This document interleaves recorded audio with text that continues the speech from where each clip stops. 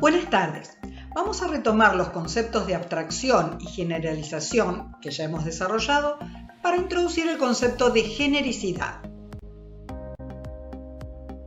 La abstracción es una operación mental que nos permite concentrarnos en los aspectos relevantes de una entidad o concepto sin considerar todo aquello que no es esencial. Cada algoritmo que elaboraron en RPA implicó una operación mental para identificar los datos y las instrucciones que nos iban a permitir resolver un problema. En HIPPO hemos aprendido a interpretar diferentes abstracciones. El diagrama de clases es una abstracción construida por el diseñador. El diagrama de objetos es una abstracción de la memoria cuando se ejecuta un programa. Java es una abstracción. Todo lenguaje de programación es una abstracción, porque la computadora ejecuta en realidad un repertorio de instrucciones mucho más simple.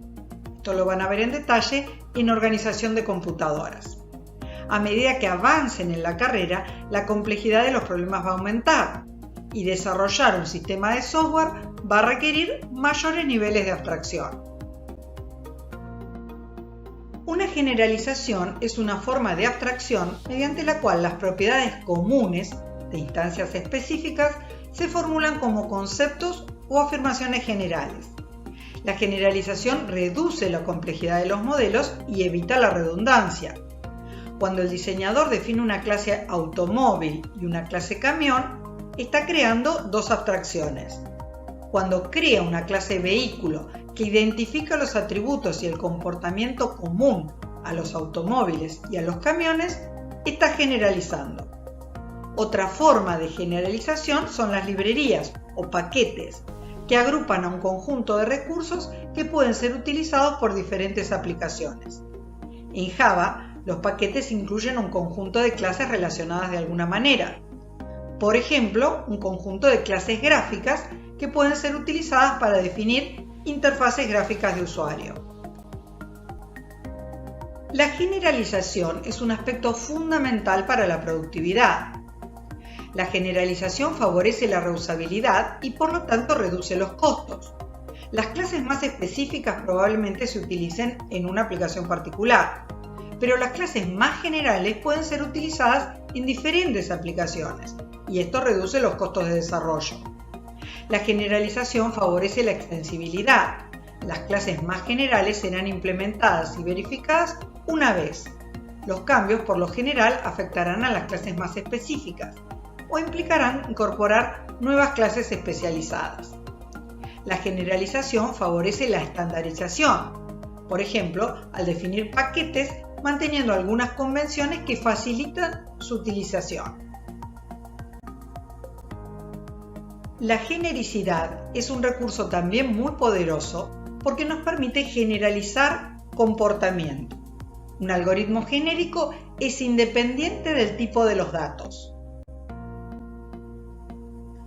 Por ejemplo, para hallar el mayor elemento de una estructura lineal, como un arreglo o una secuencia de valores leída de consola, utilizamos una variable mayor que se inicializa con el primer elemento de la estructura. Luego, iteramos para cada elemento a partir del segundo. En cada iteración comparamos el elemento actual con el mayor valor encontrado hasta el momento. Si el valor actual es mayor, asignamos ese valor a la variable mayor.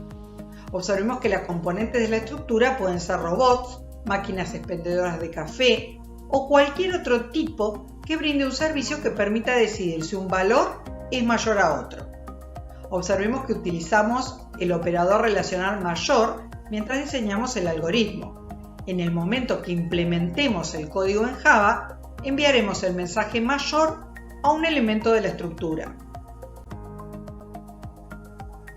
Sin detenernos en detalle, y solo con la intención de introducir un nuevo ejemplo, otro algoritmo genérico es el método de ordenamiento QuickSort. Consideremos, por ejemplo, que vamos a ordenar una estructura lineal que mantiene los nombres de mascotas. El método recibe como entrada dos variables enteras, en este caso 0 y 9, las posiciones de la primera y la última componente de la estructura. La estrategia consiste en tomar un elemento cualquiera, al que llamaremos pivot, por ejemplo el primero, y acomodarlo en su posición definitiva. Cuando el método auxiliar acomodar pivot termina, el nombre que elegimos como pivot, es decir, pipo, estará en su posición definitiva. En este caso, el índice es 6.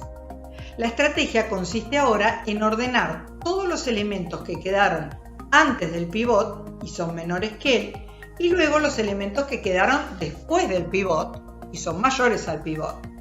Se trata de un método recursivo. El algoritmo Quicksort se define en términos de sí mismo. La condición de corte se produce cuando ini es mayor o igual que fin. Observen nuevamente que a la izquierda del pivot quedaron los elementos desordenados entre sí, pero todos son menores que el pivot. De manera análoga, a la derecha del pivot los elementos están desordenados, pero todos son mayores que el pivot. Ahora bien, ¿qué ocurre si en lugar de cadenas de caracteres la estructura mantiene almacenadas fechas o la planta de empleados de una fábrica? El algoritmo sigue siendo el mismo. La estrategia no depende del tipo de las componentes. Decimos que el algoritmo Quicksort es genérico. Cuando una clase encapsula una estructura cuyos servicios no dependen del tipo de las componentes, decimos que la clase es genérica. La genericidad favorece la reusabilidad porque la misma clase puede utilizarse para diferentes aplicaciones. También favorece la extensibilidad porque los cambios tienen menor impacto.